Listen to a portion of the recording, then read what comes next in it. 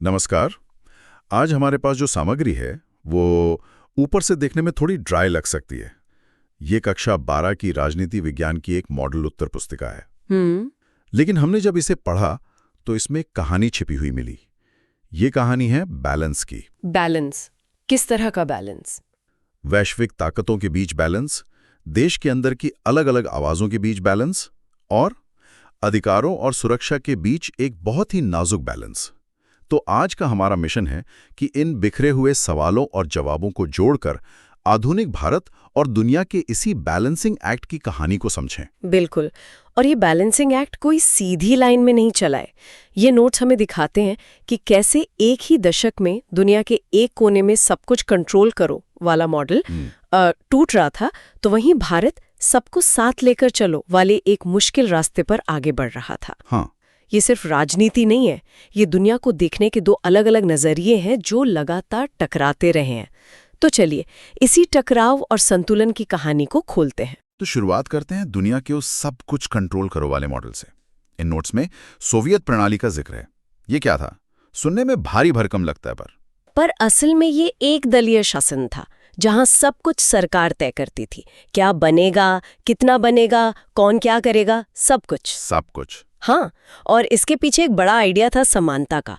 Theory में तो ये था कि कोई अमीर गरीब नहीं होगा, सब बराबर होंगे, क्योंकि जमीन, कारखाने, सब कुछ सरकार का है, यानी जनता का है। लेकिन असल में इसका मतलब था कि व्यक्तिगत आज़ादी बहुत सीमित थी। आप सरकार के खिलाफ बोल नहीं सकते, अपनी मर्जी से कुछ कर नहीं सकते। और ये नोट्स एक बहुत अहम बात बताते हैं कि 1991 में जब ये सिस्टम ढह गया तो उसकी विरासत रूस को मिली। अच्छा, जिसमें संयुक्त राष्ट्र सुरक्षा परिषद की परमानेंट सीट भी शामिल थी। ठीक है, तो ये दुनिया का एक पावरफुल मॉडल था जो बिखर गया। और जब एक ताकत कमजोर होती है तो दूसरी उभरती है। इसी के बाद यूरोपियन यूनियन की बात आती है। नोट्स में उसके झंडे का एक छोटा सा जिक्र है, नीले बैकग्राउंड पर 12 सोने के सितारे। ये सिर्फ एक डिजाइन तो नहीं होगा? बिल्कुल नहीं। वो झंडा एक पूरी तरह से अलग फिलॉसफी है। सोवियत सिस्टम जहां एक सेंटर से सब कुछ कंट्रोल करता था, वहीं ईयू इसका ठीक उल्टा है। मतलब देशों का एक स्वैच्छिक क्लब जहां सब मिलकर फैसले लेते हैं। वो 12 सितारों का घेरा किसी एक देश की ताकत का नहीं, बल्कि एकता, सद्भाव और सहयोग का प्रतीक है। यह दिखाता है कि आप एक दूसरे से लड़ने के बजाय मिलकर ज्यादा मजबूत हो सकते हैं। और 20वीं सदी की इस ग्लोबल चेस में एक और बड़ा खिलाड़ी था जिसका जिक्र है, चीन। नोट्स में उसकी कम्युनिस्ट क्रांति की तारीख दी गई है, 1949। हाँ, ये भी सोवियत मॉडल से शुरू हुआ, लेकिन इसने अपना ही एक बहुत अलग रास्ता बना लिया। बिल्कुल। तो ये तीन नाम, सोवियत संघ, ईयू और चीन, हमें 20वीं सदी के दूसरे हिस्से की पूरी वैचारिक लड़ाई का एक स्नैपशॉट देते हैं। एक मॉडल जो टूट गया, एक मॉडल जो सहयोग पर बना, और एक तीसरा मॉडल जिसने कम्युनिस्ट शासन के अंदर ही मार्केट इकोनॉमी को अपना लिया। और आज दुनिया की सबसे बड़ी ताकतों में से एक है। सही। इन राजनीतिक सिस्टम की लड़ाइयों से अब उन खतरों पर आते हैं जो किसी देश की सीमा नहीं देखते। एक सवाल है कि आज इंसानियत को सबसे बड़ा खतरा किससे है? और जवाब है, इन सभी से। मतलब लिस्ट लंबी है। हाँ, लिस्ट लंबी है, लेकिन एक पर खास जोर है, ग्लोबल वार्मिंग। इसके असर के बारे में क्या बताया गया है? लिस्ट काफी डराने वाली है। समुद्र का लेवल बढ़ना, सूखा, बाढ़, खेती का बर्बाद होना, ये सिर्फ एक एनवायरमेंटल इशू नहीं है। ये हमारी इकोनॉमी, हमारी फूड सिक्योरिटी और हमारे अस्तित्व का सवाल है। और सबसे बड़ी मुश्किल यह है कि इसके लिए कोई एक देश जिम्मेदार नहीं है, तो कोई एक देश इसे अकेले ठीक भी नहीं कर सकता। और यहीं पर विश्व की साझी संपदा या ग्लोबल कॉमन्स का आइडिया आता है। बिल्कुल। मतलब हवा, समंदर, अंतरिक्ष, ये किसी एक देश के नहीं है, ये हम सबके हैं। तो फिर इन्हें बचाने की जिम्मेदारी किसकी है? यही तो $1 मिलियन सवाल है। ये नोट्स बताते हैं कि इसका रास्ता सामूहिक कार्रवाई में है। अंतर्राष्ट्रीय समझौते करो, ऐसी नीतियां बनाओ जो पर्यावरण को बचाएं, और संसाधनों का इस्तेमाल सोच समझ कर करो। सीधी सी बात है, जब कचरा सबने मिलकर फैलाया है तो सफाई भी सबको मिलकर ही करनी होगी। बिल्कुल। और ये मिलकर काम करने वाला आइडिया एक और कॉन्सेप्ट में दिखता है जिसका जिक्र है सहयोग मूलक सुरक्षा या कोऑपरेटिव सिक्योरिटी। इसका मतलब है कि देश अपनी सुरक्षा के लिए सिर्फ अपनी तोपों और टैंकों पर निर्भर ना रहें। बिल्कुल, मतलब सुरक्षा का मतलब सिर्फ जंग लड़ना नहीं, बल्कि जंग को होने से रोकना भी है। और इसके तरीके भी बताए गए हैं। यूनाइटेड नेशंस जैसे अंतर्राष्ट्रीय संगठनों का इस्तेमाल करो, शांति सेना भेजो, हथियारों को कम करने के समझौते करो। एक उदाहरण भी दिया गया है, NATO, North Atlantic Treaty Organisation. हाँ, हालांकि नेटो एक मिलिट्री गठबंधन है, पर इसका मूल सिद्धांत यही है कि एक सदस्य पर हमला सब पर हमला माना जाएगा। ये एक तरह का सिक्योरिटी क्लब है। चलिए अब दुनिया के इस बड़े कैनवस से जूम इन करके भारत पर आते हैं। आजादी के ठीक बाद देश को एक करना शायद सबसे बड़ा चैलेंज था। शायद सबसे बड़ा।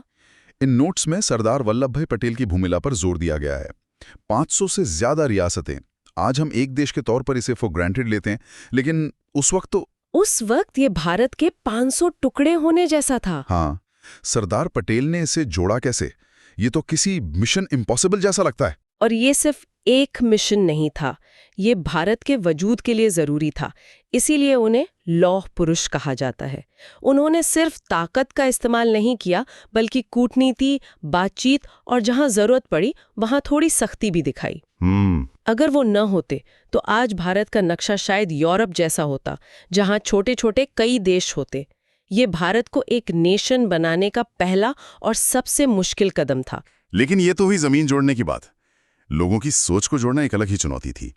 यहाँ कांग्रेस पार्टी के बारे में एक बड़ा दिलचस्प शब्द इस्तेमाल हुआ है, एक विचारात्मक गठबंधन, आइडियोलॉजिकल कोएलिशन। हाँ, एक मिनट, ये सुनने में थोड़ा अजीब है। एक ही पार्टी में हर तरह के सोच वाले लोग।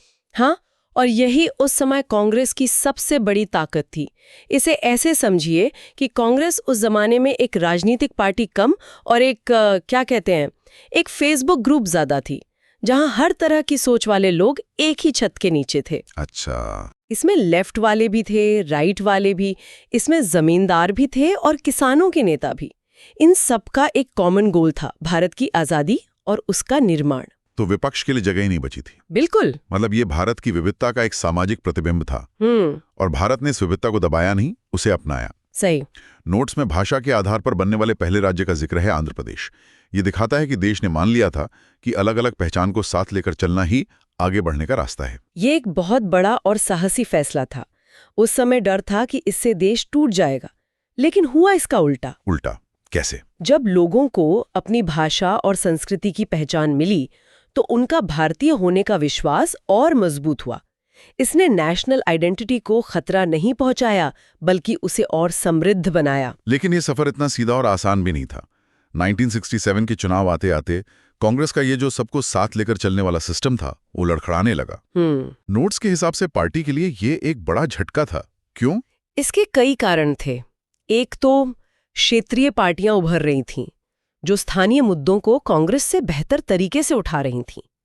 दूसरा, देश में महंगाई और बेरोजगारी जैसी आर्थिक समस्याएं थीं। और तीसरा, सबसे बड़ा कारण था कांग्रेस के अंदर की गुटबाजी। नेहरू के बाद नेतृत्व को लेकर एक संघर्ष शुरू हो गया था और पार्टी के बड़े बड़े नेता आपस में ही लड़ रहे थे। इसी दौर में कांग्रेस के अंदर युवा तुर्क जैसे चंद्रशेखर का उदय हुआ। ये कौन लोग थे? क्या ये पार्टी के भीतर के विद्रोही थे? एक तरह से हाँ। ये युवा नेता थे जो कांग्रेस की पुरानी धीमी नीतियों से खुश नहीं थे। वे ज्यादा समाजवादी, ज्यादा रैडिकल बदलाव चाहते थे और पार्टी के पुराने नेताओं को चुनौती दे रहे थे। तो ये कांग्रेस के अंदर चल रहे मंथन का संकेत था। बिल्कुल। और फिर आया भारतीय लोकतंत्र का सबसे बड़ा टेस्ट, 1975 का आपातकाल। गोलमोल बात नहीं है, साफ लिखा है कि इससे लोकतंत्र कमजोर हुआ। क्या क्या हुआ था? नागरिकों के मौलिक अधिकार छीन लिए गए, प्रेस पर सेंसरशिप लगा दी गई और हजारों विपक्षी नेताओं को जेल में डाल दिया गया। ये सिर्फ कुछ नेताओं की गिरफ्तारी नहीं थी, ये एक सवाल था कि क्या भारत का लोकतंत्र, जिसका ढांचा बना था, हाँ, क्या वो टिक पाएगा? ये भारतीय लोकतंत्र के इतिहास का सबसे काला अध्याय माना जाता है। इसी उथल पुथल भरे दौर से एक प्रसिद्ध नारा भी निकला, जिसका जिक्र है लाल बहादुर शास्त्री का जय जवान जय किसान। सही। ये सिर्फ एक नारा नहीं था, ये उस समय की जरूरत की आवाज थी। बिल्कुल। बिलमल्ला 1965 के भारत पाकिस्तान युद्ध और उसी समय पड़े सूखे के संदर्भ में आया था। शास्त्री जी देश को एक मैसेज दे रहे थे कि इस संकट की घड़ी में हमारे लिए दो ही लोग सबसे महत्वपूर्ण हैं, सीमा पर लड़ता जवान और खेत में काम करता किसान। देश को एकजुट करने का एक बहुत शक्तिशाली आह्वान था। अब आते हैं 1980 के दशक और उसके बाद के भारत पर। ये एक और बड़ा टर्निंग पॉइंट था। नोट्स दो बड़े बदलावों की तरफ इशारा करते हैं। पहला, मंडल आयोग की सिफारिशें। मंडल आयोग ने अन्य पिछड़ा वर्ग यानी ओबीसी के लिए सरकारी नौकरियों में आरक्षण की सिफारिश की थी। जब इसे 1990 में लागू किया गया तो इसने भारतीय राजनीति को हमेशा के लिए बदल दिया। कैसे? इसने जाति को राजनीतिक विमर्श के केंद्र में ला दिया। कई नई पार्टियां बनी जो इन वर्गों का प्रतिनिधित्व करने का दावा करती थीं और राजनीति का पूरा समीकरण ही बदल गया। और दूसरा बड़ा बदलाव था आर्थिक उदारीकरण। 1991 की नई आर्थिक नीति। हाँ, ये तो भारत के अब तक के रास्ते से बिल्कुल 180 डिग्री का मोड़ था। हाँ, ये भारत के समाजवादी झुकाव वाले आर्थिक मॉडल का अंत था।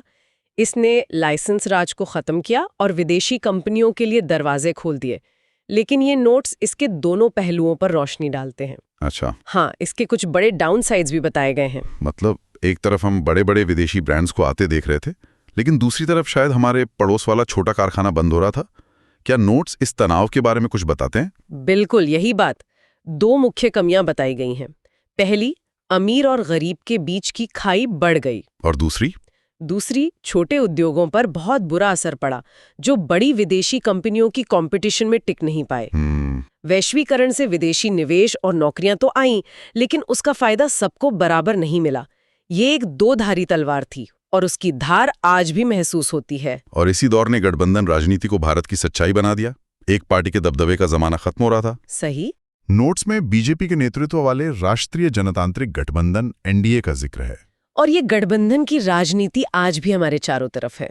जब हम चुनाव के बाद पार्टियों को सरकार बनाने के लिए जोड़ तोड़ करते देखते हैं तो उसकी जड़ें इसी दौर में हैं। मतलब अब केंद्र में सरकार चलाने के लिए आपको क्षेत्रीय पार्टियों को साथ लेना होगा, उनकी मांगों को सुनना होगा। राजनीति ज्यादा जटिल, ज्यादा बिखरी हुई, लेकिन शायद ज्यादा प्रातिनिधिक भी हो गई। अब भारत की विदेश नीति और दुनिया में उसकी जगह को देखते हैं। नोट्स संयुक्त राष्ट्र में भारत के योगदान की बात करते हैं। किन क्षेत्रों में भारत ने एक अहम भूमिका निभाई है? कई क्षेत्रों में, जैसे शांति मिशनों में भारतीय सेना की भागीदारी दुनिया में सबसे ज्यादा रही है। भारत ने हमेशा उपनिवेशवाद के खिलाफ आवाज उठाई। मानवाधिकार, पर्यावरण और निरस्त्रीकरण जैसे मुद्दों पर भारत विकासशील देशों की एक मजबूत आवाज बनकर उभरा है। और विदेश नीति का एक बहुत संवेदनशील पहलू है भारत की परमाणु नीति। इस पर नोट्स का नजरिया बहुत साफ है। हाँ, ये नो फर्स्ट यूज यानी पहले हम इस्तेमाल नहीं करेंगे की नीति पर आधारित है। हाँ, और इसे समझने का एक आसान तरीका है भारत की परमाणु नीति एक तरह से हम आपको छेड़ेंगे नहीं, पर अगर आपने हमें छेड़ा तो हम छोड़ेंगे भी नहीं वाली बात है। अच्छा। नोट्स इसकी 3 विशेषताएं बताते हैं। पहला, ये हथियार आत्मरक्षा के लिए हैं, हमला करने के लिए नहीं। दूसरा, हम हथियारों की होड़ में शामिल नहीं होंगे, बस जरूरत भर की ताकत रखेंगे। और तीसरा, हमारा अंतिम लक्ष्य परमाणु हथियारों से मुक्त दुनिया ही है।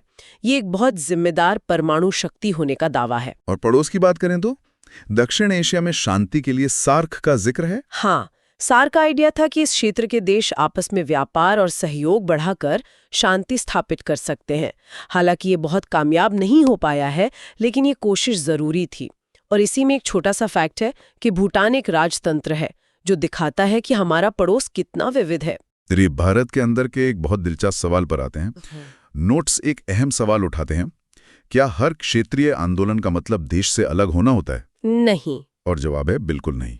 ये एक बहुत आम गलतफहमी है कि अगर कोई अपने क्षेत्र के लिए ज्यादा अधिकारों की मांग कर रहा है तो वो देशद्रोही है। नोट्स इसे 2 बेहतरीन उदाहरणों से खारिज करते हैं, तेलंगाना और गोरखालैंड। इन दोनों के बारे में क्या खास बात बताई गई है? तेलंगाना आंदोलन, जैसा कि नोट्स बताते हैं, विकास और पहचान के लिए था। वहां के लोगों को लगता था कि उनके क्षेत्र के साथ सौतेला व्यवहार हो रहा है। तो उनकी मांग भारत से अलग होने की नहीं थी? बिल्कुल नहीं। उनकी मांग भारत के अंदर एक अलग राज्य की थी, भारत से अलग देश की नहीं। इसी तरह गोरखालैंड आंदोलन भी बेहतर प्रशासन और अपनी अलग पहचान को मान्यता दिलाने के लिए है। तो इसका मतलब ये हुआ कि ऐसे आंदोलन असल में लोकतंत्र को मजबूत करते हैं। ये एक तरह का फीडबैक मैकेनिज्म है। बिल्कुल।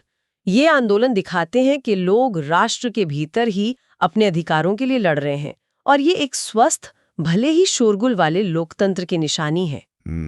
इसी से जुड़ा केरल मॉडल का भी जिक्र है, जहां विकास की योजनाएं ऊपर से थोपी नहीं जाती, बल्कि स्थानीय लोगों की भागीदारी से बनती हैं। ये भी सत्ता को लोगों के करीब ले जाने का एक तरीका है। तो हम कहाँ पहुंचे? हमने कक्षा 12 की एक उत्तर पुस्तिका से शुरू किया था और आधुनिक राजनीति के उतार चढ़ाव भरे सफर को देख लिया। एक सुपर पावर के बिखरने से लेकर ग्लोबल वार्मिंग जैसी चुनौतियों तक और भारतीय लोकतंत्र के कभी लड़खड़ाते, कभी संभलते, लेकिन हमेशा चलते रहने वाले जटिल सफर तक। और इन सब में जो सबसे बड़ी बात निकल कर आती है वो है जुड़ाव। हर चीज आपस में जुड़ी हुई है।